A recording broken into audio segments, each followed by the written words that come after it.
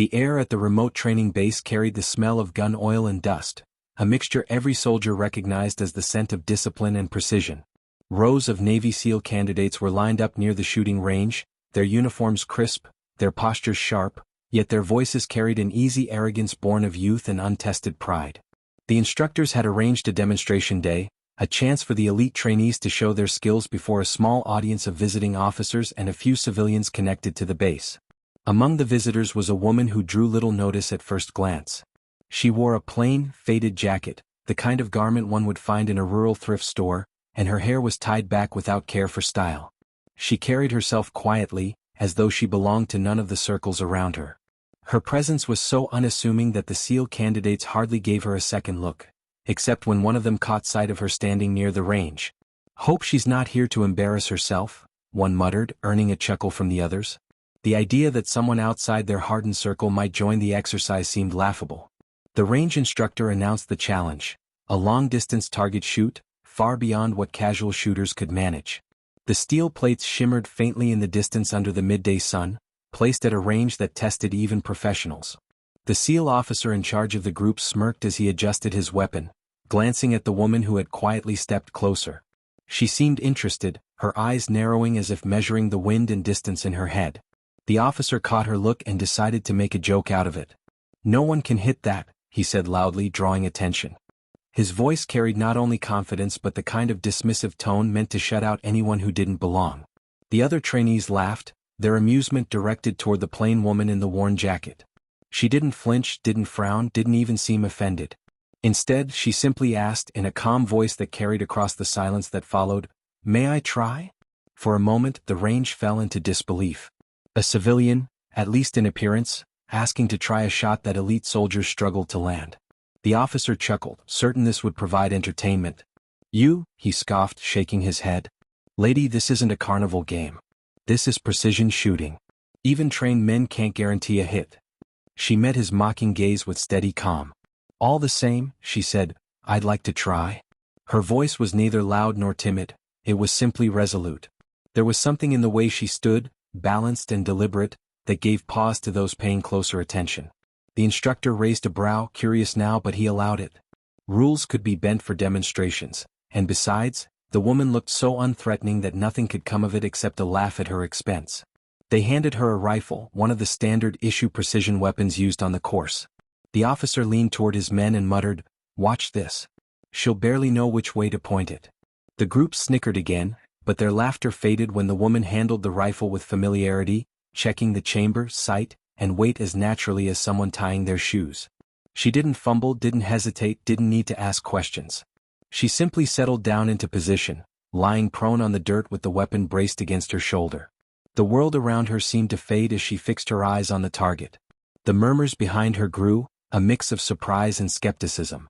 Some of the younger trainees crossed their arms, suddenly less amused, watching her every move with guarded curiosity. The wind whispered across the range, shifting grains of dust and tugging at the flags near the firing line. The woman adjusted for it almost unconsciously, her breathing slow and steady. Her finger rested gently on the trigger, the kind of disciplined poise that marked years of training. But none of the SEALs knew her, none of them had heard her name, and to them she was still just a civilian in a worn jacket. The officer snorted once more as if to reassure himself of the outcome. Yet as the silence stretched, a tension built among the watchers. There was something about the stillness in her posture that didn't match the image of a novice about to embarrass herself. Then without ceremony she squeezed the trigger. The crack of the rifle split the air, echoing across the open ground. A half-second later, the distant steel plate rang with the clear, unmistakable sound of a perfect hit. The line of SEALs froze. Their expressions shifted in unison from smirks to stunned silence. Hitting the plate at that distance on the first shot was no accident, no beginner's luck. It was the work of someone who understood everything: the rifle, the distance, the wind, the breathing. The woman lowered the weapon slightly, exhaled, and seemed ready to step back as though it were nothing. But the instructor, his own eyes wide, gestured quickly. "Again," he said, his voice carrying a new sharpness. She nodded and fired once more. The plate rang out again, flawless. Then again and again, each shot measured, precise, each impact undeniable. The once laughing candidates stood rooted, their pride unraveling with each metallic note from the target. The SEAL officer who had scoffed was pale now, his confidence shattered in front of his men. He opened his mouth to speak but found no words. The woman finally set down the rifle and rose smoothly to her feet. She brushed the dust from her jacket as though finishing a chore, her face composed, her eyes giving away nothing. Around her, the silence was absolute, broken only by the faint ringing still echoing from the steel downrange. It was then that movement stirred at the edge of the crowd. A man in a decorated uniform, a general who had been watching quietly. To the astonishment of everyone present, he stepped forward, his posture rigid, and snapped to attention in front of the simple woman. The sound of his boots striking the ground echoed like a gavel. The gathered SEALs stared in disbelief, their confusion deepening. Whoever this woman was, she wasn't just a civilian. The shock that gripped the trainees deepened as the general held his salute for a full second longer than protocol demanded, a sign of respect that none of them could comprehend. The woman inclined her head slightly, almost reluctantly, as though uncomfortable with the attention. Whispers broke out among the spectators, and the SEAL officer who had mocked her swallowed hard, his pride dissolving into dread. The general lowered his hand and addressed her directly, his voice carrying a note of deference none of the onlookers had ever heard him use before. "It's been a long time since I've seen you shoot," he said quietly. The woman gave a small, almost apologetic smile. "And I hoped it would stay that way," she replied, her words layered with history that the others couldn't begin to understand. The officer who had scoffed earlier took a step forward, his confusion overcoming his arrogance. "Sir, who is she?" he asked, his tone tentative now. The general turned to face his men, his jaw set, his eyes sharp. "This woman," he declared, "trained some of the finest marksmen this military has ever produced. Before most of you were old enough to shave, she was setting records you couldn't dream of touching." The weight of his words hung heavy in the air, each syllable striking at the SEAL's pride. The trainees exchanged uneasy glances, the image of the quiet, plain woman before them unraveling into something formidable. The general's eyes softened slightly as he looked back at her. "You didn't tell me you were visiting today," he added, his tone carrying a mix of reproach and gratitude. She shrugged lightly, her expression unreadable. "I didn't come to be recognized. I came to see how the next generation carried itself." Her gaze swept over the trainees, lingering briefly on the officer who had scoffed at her. He couldn't meet her eyes. The silence stretched again, oppressive and heavy, until the general broke it with a curt command. "Line up," he barked, and instinctively, every SEAL candidate snapped into formation, their arrogance stripped away, replaced by the cold awareness that they had been measured and found lacking. The woman stood off to the side, arms folded loosely, observing without gloating, her calm presence more unnerving than any shouted reprimand. The general began pacing in front of the line, his boots grinding against the gravel. "You men think skill comes from bravado? From laughing at those you don't understand? You think wearing this uniform makes you untouchable? Then look at her. She didn't need to boast. She didn't need to sneer. She let the weapon speak for her. And what did it say? It said every one of you has miles to go before you can even claim the right to stand on this range." His words cut deeper than any insult, for they were laced with truth the candidates couldn't deny. The officer who had mocked her clenched his fists at his sides, shame burning through him like fire. Yet he could not speak, could not defend himself, because the ringing steel downrange still echoed in his ears, a reminder of her unshakable precision. The woman shifted her weight slightly, speaking for the first time since her shots. "They're young," she said softly, her voice carrying a steadiness that silenced the general's tirade. "Arrogance fades with time. What matters is whether they learn humility now before it costs them lives later." Her words were simple, but their impact was profound. The general nodded slowly, acknowledging the wisdom in them.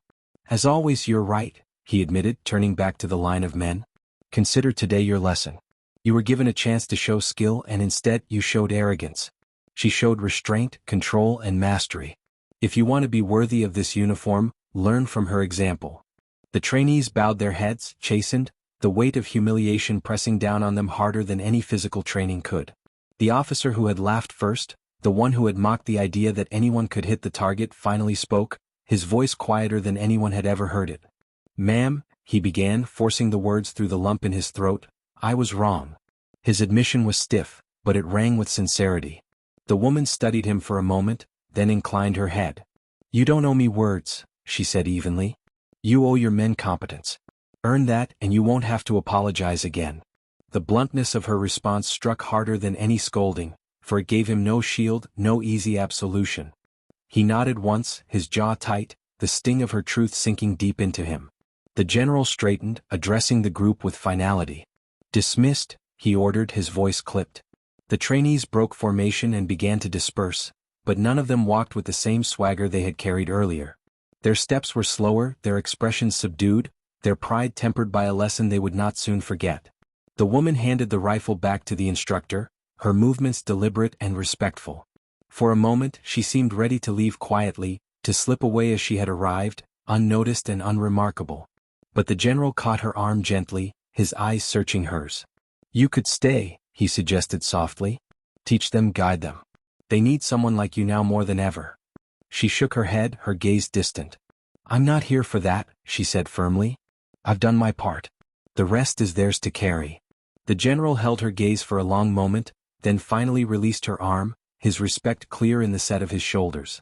She turned and began walking away, her faded jacket brushing lightly against her legs, her figure blending into the background once more. Yet to every man on that range, her presence lingered, etched into their memory with the sharpness of her shots and the weight of her humility. The officer watched her go, a knot of shame and admiration twisting inside him, knowing that he had been broken down not by a superior's shouting, but by the quiet strength of someone he had once dismissed. And as the sun dipped lower, casting long shadows across the range, the steel plates downrange still bore the mark of her impossible precision, a reminder of the day arrogance fell silent before true mastery. Night settled over the base, bringing with it the quiet rhythm of crickets and the distant hum of machinery. Yet inside the barracks, sleep was scarce. The trainees lay in their bunks, staring at the ceiling, the memory of the woman's flawless shots replaying in their minds like an unshakable film. Pride had been their armor, but now it felt like a brittle shell cracked open to reveal raw vulnerability. The officer who had mocked her most harshly, Lieutenant Drake, sat on the edge of his bed, his head in his hands. The laughter he had once shared with his men echoed in his mind, now hollow, shameful. He had been so certain of his superiority, so convinced that no outsider could walk into their world and outshine them. Yet she had not only outshone them, she had humbled them without even trying. His men respected him less now, he knew it. His authority had fractured in that single moment when the general snapped to attention before her. The general himself remained unsettled. In his quarters, he stared at a framed photograph on his desk, a photo of years past. It showed a younger version of himself alongside a group of instructors and marksmen, the woman among them, standing in the middle, her expression the same calm neutrality she still carried. She had never sought recognition, never posed as though she deserved to be at the center, and yet the others had gravitated to her even then. She had trained them quietly, forged their skills without fanfare, and when the wars dragged on and the military demanded more from its best, she had simply stepped aside, disappearing into a life away from the spotlight. Her reappearance today had not been planned, and it had shaken him as much as his men. He wondered what had driven her to visit, curiosity, chance, or something deeper. He suspected she had wanted to see if the fire in the next generation matched the sacrifices of the last. Meanwhile, outside the barracks, Lieutenant Drake found himself drawn back to the range. The night air was cooler, the stars scattered across the sky like distant gunfire. He carried his rifle with him, seeking solitude but also answers. He lay prone on the gravel, lined up his sights, and tried to recreate her composure. He steadied his breathing, checked the wind, and squeezed the trigger. The shot rang out, echoing into the night, but when he peered through his scope, the plate remained silent. He missed. He tried again, frustration creeping into his movements, but the result was the same. No ring, no perfect strike. He growled under his breath, angry not just at his failure but at the image of her calm precision mocking his attempts. "How?" he whispered into the darkness. His pride told him it was impossible, that she must have had some trick, some advantage. But another part of him, the soldier inside, knew better. It was discipline. It was mastery. And he lacked both. He didn't realize he was not alone until a voice spoke behind him. "You're jerking the trigger." He stiffened, lowering his rifle, and turned. She was there, the woman in the worn jacket, her silhouette framed by moonlight. She had returned quietly, without announcement, as though drawn by instinct to the sound of his frustrated shots. He rose to his feet, shame flooding him again, his voice faltering. "Ma'am?" "Aye." She raised a hand, cutting him off gently. "Don't explain," she said simply. "Just shoot again." Her tone was not harsh, not mocking, but direct. He obeyed, lying prone once more, adjusting his rifle. This time she crouched beside him, her eyes scanning his posture, her hand lightly tapping his shoulder. Loosen up. You're holding tension like a rope about to snap. Relax or the rifle will fight you. Her guidance was quiet, but it carried authority that came from decades of practice. He took a breath, let it out, and squeezed the trigger again. The shot cracked the night. A second later, the steel plate rang faintly. His eyes widened. He had hit it, not perfect, not centered, but a strike nonetheless. He turned to her, awe written across his face, but she gave only the smallest nod. Better, she said. But one hit doesn't matter. What matters is consistency. Can you repeat it? Can you do it under pressure, in chaos, with lives on the line? The questions hit him harder than any lecture. He realized then that her power was not in her skill alone, but in the way she stripped excuses from those around her. He fired again and again, missing once, striking another, each shot a lesson in humility. She watched without expression, offering guidance sparingly, letting him wrestle with his own impatience. When at last he lowered the rifle, sweat beading on his forehead despite the cool night, she straightened. You have talent, she admitted. But talent without discipline is noise. You want respect? Earn it in silence, not with words. She turned to leave, her presence as fleeting as the wind, but Drake called out after her. Why? His voice cracked, desperation spilling through. Why show me? Why not let me stay humiliated in front of my men? She paused, her back to him, and for the first time that day, her shoulders shifted with something almost like weariness. Because arrogance is dangerous, she said. And because one day the people beside you might pay the price for it. I don't care about your pride, Lieutenant. I care about the lives you'll be responsible for. Then she walked away, her footsteps fading into the night, leaving him alone with the echo of her words and the ringing steel that still haunted his ears. Drake remained at the range long after she was gone, staring through the darkness toward the distant plates. His shame was still there, but it had shifted into something else. Resolve, perhaps, or the first spark of humility. He understood now that he had been measured not just against her skill, but against the weight of responsibility he had taken too lightly. And though the sting of humiliation still burned, he felt a quiet gratitude for it. The woman had stripped him of his illusions, but in doing so, she had given him something far greater, the chance to rebuild himself from the ground up, not as a boastful officer, but as a soldier worthy of trust. The following morning, the range was silent when the trainees assembled, their usual chatter gone, replaced by a tension that hung like smoke after gunfire. Each man carried the weight of yesterday, but none more than Lieutenant Drake. His eyes were sharper now, not with arrogance but with determination, though the fatigue from his late-night attempts still lingered in the tightness of his jaw. The general stood before them, his voice cutting through the air like a blade. Yesterday you witnessed humility in action. Today you will be tested on whether you learned anything from it. He gestured to the targets downrange, smaller, farther, and placed at odd angles, deliberately cruel in their difficulty. Each of you will fire. No excuses, no laughter. Perform. The men shifted uneasily, but none dared speak. One by one they stepped forward, firing at the distant plates. Some found their mark, others failed, but every shot was met with silence instead of the usual snickers. Humility had taken root, however awkwardly. Drake fired last, steadying himself with lessons from the night before. His first shot rang true, striking the steel. The sound gave him a flicker of pride, but this time he suppressed it, focusing on consistency. He missed the second shot, hit the third, then hit again. His performance was far from flawless, but it was better, measured, calmer. The general nodded faintly, seeing the difference. When the exercise ended, the men expected dismissal, but instead, the general's gaze swept past them, settling on the figure walking toward the range. The woman had returned, still in her faded jacket, still carrying herself with the quiet composure that unnerved them more than any shouting ever could. The trainees stiffened instinctively, as if her presence alone demanded order. She stopped beside the general, her expression unreadable. "How did they do?" she asked softly. The general exhaled through his nose. "Some improvement. But arrogance dies slowly." She studied the line of men, her eyes lingering on Drake for a heartbeat before she looked back at the general. "Then the lesson isn't finished." A murmur rippled through the ranks. The general's tone dropped, his voice low. "They are yours if you'll take them." She hesitated, the silence stretching long enough for the men to wonder if she would walk away again. Then she nodded once, firmly. "Very well. But they will follow my rules or they won't follow at all." The general gave a curt nod and stepped back, effectively placing command in her hands. The men shifted nervously, suddenly caught between awe and dread. For the first time she addressed them directly. "Your weapons," she said, her voice calm but firm. "Set them down." Confused, they obeyed, laying rifles on the benches. "From this moment you will not touch them until I say. If you cannot control yourselves without steel in your hands, you are not ready to wield it." She led them away from the range to the obstacle course. The sun bore down mercilessly, the air heavy with heat, but her pace never faltered.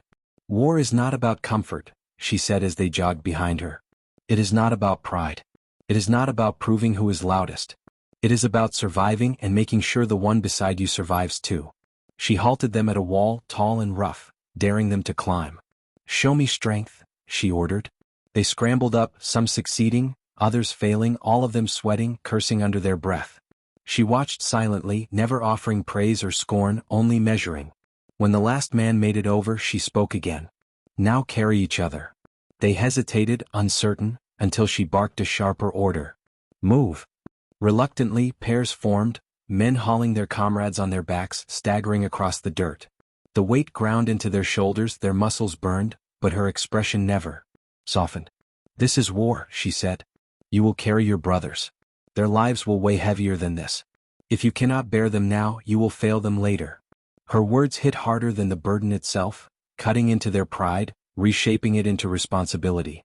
Hours passed in grueling drills, running, climbing, crawling through mud, each task designed not to show off but to test resolve and unity. When exhaustion had nearly broken them, she finally called a halt. The men collapsed to the ground, heaving breaths, covered in sweat and dirt. She stood over them, her jacket untouched by the chaos, her calm demeanor a mirror to their desperation. "You think being a SEAL is about glory," she said evenly. "It is not. It is about sacrifice. And sacrifice demands humility. Without it, you are nothing but armed children." Drake, chest heaving, forced himself to his feet despite trembling legs. "Ma'am," he said hoarsely, "we understand." She tilted her head slightly, studying him. "Do you?" she asked. He held her gaze, unflinching this time. "I thought respect came from fear or from being louder than the rest. But last night I saw what it means to earn it. You're right. We have to carry each other. We can't just carry ourselves." The words were clumsy but sincere. For the first time, her expression shifted, the faintest trace of approval flickering in her eyes. She turned to the rest of them. "You've been given a chance most don't get. You've been shown your weakness before it killed you or someone beside you. Don't waste it." With that, she stepped back, leaving the men in silence once more. The general approached, his eyes sweeping over the weary but changed faces of his trainees. "Her word is not suggestion," he said firmly. "It is truth forged in fire. You will remember it. And if you do not, then you do not belong here." The men nodded, their silence no longer shameful but resolute. They had been broken down, but in the breaking they had glimpsed the foundation of something stronger. And as the sun dipped toward the horizon, the woman walked away again, her figure retreating against the fiery sky, leaving behind a group of men who would never again see strength and humility as separate things. That night, the base was restless again, but this time it wasn't from shame, it was from curiosity. The woman's presence had shaken them, reshaped their arrogance into humility, but it also left questions burning like embers in the dark. Who was she really?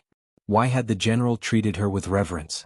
Why had her words cut deeper than any order they had ever received? The trainees whispered in hushed tones, piecing together rumors, but none had answers. Lieutenant Drake, however, could not sleep at all. Her guidance from the night before haunted him, the weight of her lessons pressing into his thoughts like the recoil of every missed shot. He found himself wandering again, this time not to the range, but toward the administrative wing, where the general's office light still glowed against the night. Inside, the general sat hunched over files, a man burdened not by paperwork but by memories. He looked up when Drake entered, irritation flashing before recognition softened it. "What is it, Lieutenant?" he asked. Drake hesitated, then spoke with the blunt honesty the woman had forced out of him. "Sir, who is she? I can't lead my men if I don't understand the weight of the lesson she's teaching us." The general leaned back, his chair creaking, his eyes narrowing as though weighing how much to reveal. After a long pause, he rose, walking to a locked cabinet. He pulled out a worn folder, its edges frayed, its cover marked with the word classified faded from time. He placed it on the desk and tapped it. "Her name is Captain Elise Ward. Retired. You won't find her in any casual record. Most of what she did never made it to paper, and the parts that did are buried so deep you'd never stumble across them. Drake frowned, confused. Captain? She didn't seem like. The general cut him off sharply. She didn't seem because she never cared to. Ward was one of the best snipers this military ever produced. Better than me, better than anyone you've ever trained under. She trained men who went on to become legends, and she did it without ever asking for recognition. You think her jacket looks worn? It should. She's carried more weight than you can imagine. His voice lowered, taking on a solemn gravity. She left because she saw too many die. Her skill kept her alive, but it didn't save everyone around her. That kind of burden leaves scars no metal can cover. The word struck Drake harder than he expected. He pictured her calm face, her quiet presence, the precision of her shots. None of it spoke of glory, it spoke of survival, of someone who had carried truths heavier than bullets. Why come back now? Drake asked quietly. The general sighed. She didn't come back for us. She came to see if there was anything worth the next generation's sacrifice. She came because she wanted to know if men like you could be trusted not to waste lives on arrogance. He closed the folder and slid it back into the cabinet, locking it again. You wanted to know who she is? She's the reason some of us are still alive to lead you today. And if you're smart, you'll stop asking who she was and start asking how you can measure up to the standard she set. Drake left the office in silence, his chest heavy with a mix of awe and responsibility. Back in his quarters, he found himself staring at the ceiling again, but this time, it wasn't shame that kept him awake, it was resolve. He thought of her words, talent without discipline is noise. He realized she wasn't just teaching them to shoot straighter or to carry each other, she was teaching them to carry the unseen weight that came with command. And he wasn't sure he was ready, but he knew he had to be. The next day, when Elise returned to the range, the men didn't meet her with whispers or hidden smirks. They stood straighter, quieter, waiting. She regarded them without expression, though a flicker of recognition crossed her eyes when she saw Drake among them, his posture different, humbled but stronger. She didn't speak of the past, didn't mention her name or her history. She simply gave them another challenge, harsher than before, forcing them into pairs, then trios, then squads, demanding cooperation under pressure. Every failure was corrected with silence and repetition, until the men grew desperate for approval they knew would never come. Hours later, drenched in sweat and dust, they completed the course with fewer mistakes than before. Elise gave no applause, no smile, only a curt nod. Better, she said. That single word lit something in them stronger than praise. They realized then that she gave only what was earned, nothing more, nothing less. That evening, Drake found her standing alone at the edge of the range, staring into the distance where the plates shimmered in the fading sun. He approached quietly, uncertain if she would welcome his presence, but she didn't turn him away. After a moment of silence, he spoke. I know who you are now. She didn't move, didn't acknowledge it directly, but she asked, and what does that mean to you? Drake hesitated, then answered honestly. It means the stories about you don't matter. What matters is that we're better because of you. And I want to make sure we keep getting better. For a long time she said nothing. Then finally she turned her head slightly, her eyes meeting his. Then don't chase my name. Chase the standard. That's all that matters. She walked away once more, her worn jacket brushing against her sides, leaving Drake standing alone with the realization that her past wasn't a legend to worship, but a warning to heed.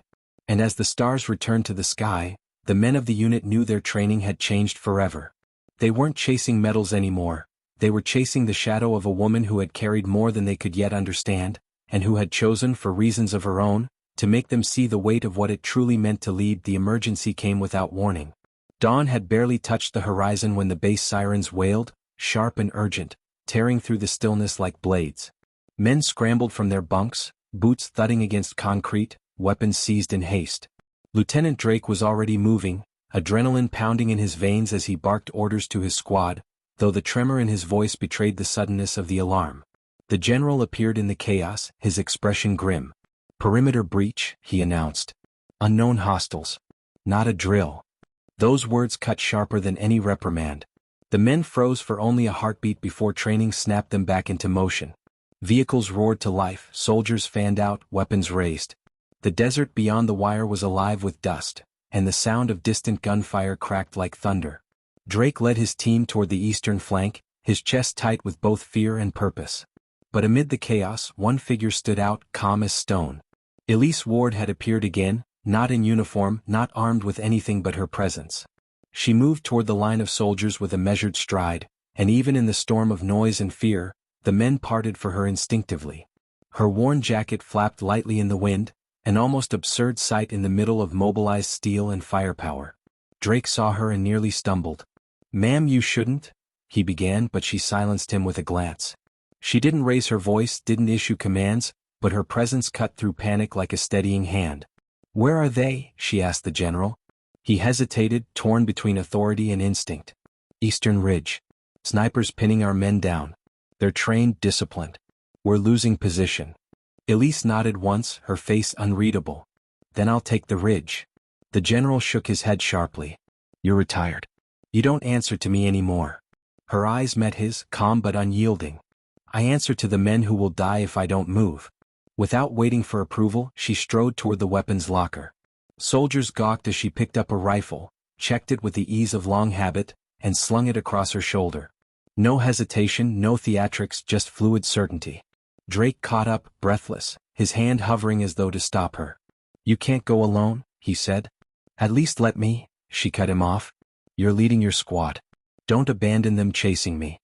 Earn their trust here, not by following me." The words were stern but not cruel, and they left him no room to argue. He watched her go, torn between duty and awe, before forcing himself back to his men. Elise moved like a ghost across the terrain, her body low, her steps deliberate, the years of retirement melting away as though they had never been. The crack of enemy fire echoed across the ridge, keeping the SEALs pinned, but Elise didn't flinch. She dropped prone, scoped in, and in one breath squeezed the trigger. The shot cut through the chaos, and a hostile sniper dropped from his perch. The sound of steel ringing on target the day before was nothing compared to this. Here it was life and death, and her precision was merciless. Another shot, another target down, each movement smooth and practiced, as though time itself bowed to her discipline. Down below, the pinned soldiers looked up in disbelief. The fire raining down on them slackened, then stilled, giving them room to advance. "Who the hell?" one muttered, but when their eyes found her silhouette on the ridge, calm and unshakable, they understood. It was no legend. It was her. Elise Ward. The woman who had humbled them now fought beside them, her shots clearing the path for their survival. Drake, guiding his squad through the chaos, caught sight of her figure outlined against the rising sun, and something inside him hardened into resolve. If she could stand alone against the ridge, then he could damn well stand strong among his men. The skirmish lasted less than an hour, though it felt eternal. By the time the last hostile was neutralized, silence fell heavy across the base, broken only by the moans of the wounded and the rumble of vehicles repositioning. The soldiers regrouped, battered but alive. Elise descended from the ridge, her rifle slung casually, her steps steady, her expression unchanged. Dust clung to her jacket, sweat streaked her brow, but she carried herself as though the firefight had been nothing more than another drill. The men stared, awestruck, their respect no longer hesitant but absolute. Drake approached her, helmet under his arm, his face streaked with dirt and exhaustion. His voice was hoarse but firm. "You saved them. You saved all of us." Elise shook her head, her tone steady. "I didn't save anyone. You did. You held the line. You kept your men together. Don't put their survival on me." Drake clenched his jaw, frustration and admiration mixing. "You make it sound like it was nothing." Her eyes flicked to his, and for the first time, he saw the faintest shadow of something deeper, pain, old and unhealed. "It's never nothing," she said quietly. "Every shot you take has weight. Every life spared is a debt you carry. Don't forget that." The general arrived, his uniform dirted from the fight, his face lined with relief. He saluted her again, this time not in ceremony but in raw gratitude. "You still move like the years never touched you," he said.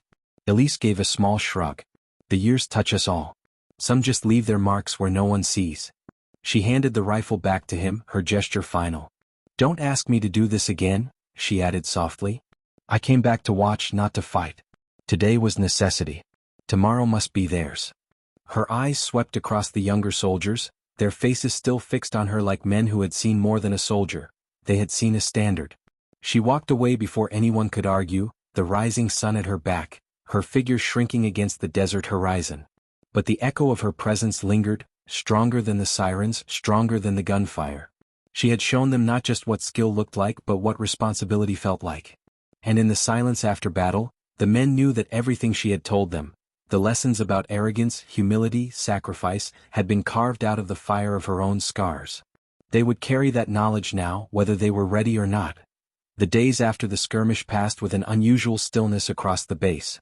Training resumed, but the atmosphere had changed. The men moved with sharper focus, carried themselves with a humility that hadn't existed before, and even their laughter in the barracks was tempered, grounded. The memory of Elise Ward standing alone on the ridge, her rifle singing with deadly precision, haunted them in the best way. It reminded them what mastery looked like, what responsibility demanded. Yet for all the respect she had earned, the men remained curious. They whispered quietly about her past, piecing together fragments, but none dared ask her directly. It was Lieutenant Drake who finally found the courage, not out of arrogance, but because he felt the men needed to understand the weight behind her lessons if they were to carry them forward. He found her one evening sitting on a bench near the edge of the base, her jacket wrapped around her despite the desert heat, her eyes fixed on the horizon where the sun bled into the sand. She didn't turn as he approached, though she knew he was there. "You want something," she said calmly, her tone neither cold nor welcoming, just matter-of-fact. Drake sat down cautiously beside her, the silence heavy. "We've all been wondering," he admitted. "The general told me enough to know you're more than just a soldier. But the men, they look at you and they see someone carved out of stone. If they knew the truth, maybe they'd understand better why your words carry so much weight." For a long time she said nothing. The silence stretched, filled only by the sound of distant engines and the whisper of the wind. Finally she exhaled slowly, her shoulders shifting as if releasing a weight she had carried too long. "The truth isn't clean," she said softly. "It isn't the kind of story that inspires, it's the kind that warns." Drake remained silent, knowing better than to press. Her eyes stayed on the horizon as she spoke. "Years ago I was in their place. Young, proud, certain of my own skill. I thought precision was enough. I thought if I could hit any target I could save anyone. But war doesn't work like that. War takes more than bullets, and it doesn't care how good your aim is." Her voice deepened, the calm tone carrying a weight of memory. "We were deployed in the mountains. My squad depended on me to cover them from the ridge. I had done it dozens of times, each shot clean, each mission successful. That day the enemy was better prepared. They came in waves, disciplined, relentless. I was hitting every target I could see, but there were too many. I kept thinking, if I just shoot faster, sharper, I can save them. But I couldn't. I watched men I had trained with fall, one by one, until the ridge was silent except for my rifle. I survived because I was far enough away. They didn't. And the weight of that day has never left me." Drake turned to her, stunned by the rawness of her admission. Elise's expression remained steady, but her eyes held the shadow of something unhealed. "That's why I left," she continued. "Not because I couldn't fight, but because I couldn't keep pretending that skill alone was enough. I taught others for a while, tried to give them what I had, but every time I looked at them, I saw the faces of the ones I couldn't save. Eventually I walked away completely. I thought if I disappeared maybe the weight would fade." She gave a small, humorless laugh. "It didn't. It never does." Drake swallowed, his throat tight. "So why come back now? Why show us?" She finally turned to him, her gaze sharp but not unkind. "Because arrogance kills faster than bullets. I've seen it. I've seen men die because they thought they were untouchable. When I watched you laugh at me, dismiss me, I saw the same danger in you that I once carried myself. And I couldn't let it pass. You needed to see the truth before it cost your men their lives." Her words cut cleanly, not cruelly, but with the precision of someone who had lived them. Drake bowed his head, humbled. "I don't know if we can ever carry that kind of weight," he admitted. Elise shook her head. "You don't have to carry it yet. But you need to know it's there waiting. Because one day you will." They sat in silence for a while, the horizon darkening as stars began to pierce the sky. Finally Elise stood, brushing dust from her jacket. "Don't turn my past into legend," she said firmly. "If you tell them anything, tell them this: I wasn't enough. No matter how many targets I hit, I wasn't enough to save everyone. And that's the truth you have to live with if you want to lead. You'll never be enough. But you have to try anyway." Her voice lingered in the air long after she walked away, her silhouette fading into the night. Drake remained on the bench, staring at the sand where she had stood, his chest heavy with the truth she had laid bare. It wasn't the story of a flawless hero. It was the story of a soldier scarred by survival, a warning etched in flesh and memory. And he knew then that her greatest lesson wasn't in her precision or her calm, but in her admission of failure. For in that failure was the reality of command, the knowledge that no matter how skilled, no matter how disciplined, leaders carried losses they could never put down. And if he wanted to honor her, if he wanted to be worthy of the trust of his men, He would have to accept that truth and bear it, just as she had.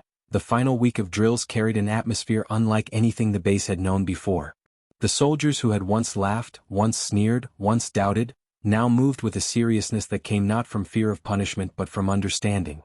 Every step of their marches had purpose. Every shot they fired was measured with care. Every glance exchanged between them was laced with an unspoken vow not to let arrogance blind them again. Elise Ward did not hover over them, did not lecture or parade her skill. She remained in the background, silent, watching, her presence a reminder more powerful than any barked command. Where before they had scoffed at the sight of her worn jacket, now they treated it as though it carried the weight of metals unseen. Lieutenant Drake, transformed by her words and her story, led differently. He no longer demanded respect with volume or bravado.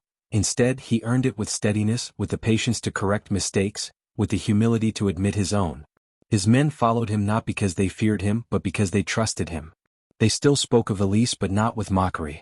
Now their voices were quiet, reverent, as though mentioning her name called something sacred into the air. Drake knew she had done for them in a matter of weeks what no manual or drill sergeant could. She had shown them the human cost of arrogance and the power of responsibility. It was on the last evening before deployment orders that the moment came. The general gathered the men in the yard, his voice strong, proud, as he commended them for their transformation. He praised their discipline, their growth, their readiness. But when he spoke Elise's name, his tone softened, weighted with gratitude. She came here not to fight, not to lead, but to remind us of something many of us forget, that humility is a weapon sharper than any blade, and discipline is a shield stronger than any wall. Remember what she has shown you. Carry it with you into every mission, every battle. Let her silence be your compass, because she has given us more than we could ever repay. The men erupted into applause, not the wild, careless cheers of youth, but the deep, steady sound of soldiers who understood the value of what they had been given. Elise herself stood at the edge, hands in her pockets, her face unreadable as always. When the applause quieted, the general turned to her, his hand raised in salute once more. The gesture was followed, one, by every soldier in the yard. A sea of salutes, sharp, unwavering, offered not to a commanding officer but to a woman who had become their measure. For the first time, Elise allowed herself a faint smile, small and fleeting but real.